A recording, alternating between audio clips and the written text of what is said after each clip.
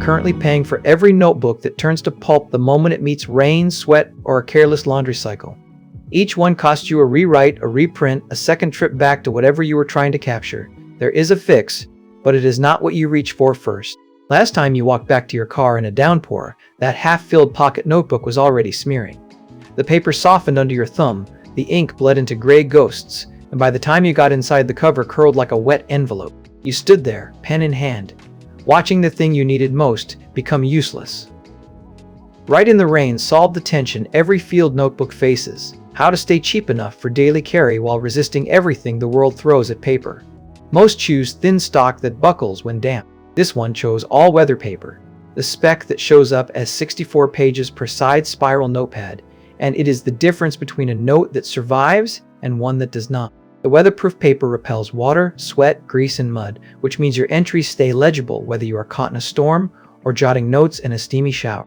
The wiral binding stays aligned and intact in your backpack, which means pages do not spring free or jam when you are digging for a number. Rite in the Rain with a standard 2-pencil or all-weather pen, which means you never have to wait for the paper to dry before capturing what mattered. The Polydura cover defends against scratches and stains, which means the notebook you carry every day does not look like it fought a war with your keychain. Here is who this is not for: someone who depends on water-based markers or fountain pens for color coding. Those inks bead or wash off this paper. If you need full spectrum marking, look for a notebook that specifies compatibility with water-based media. If your actual problem is a notebook that survives getting wet, that limitation is irrelevant. You are not paying for capability you will never use.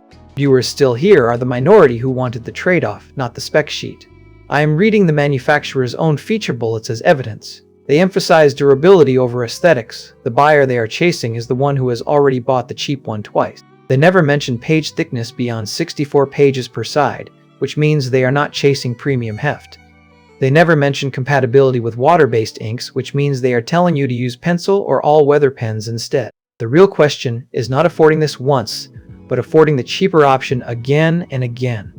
The link is in the description so you can check what it is sitting at right now and decide if the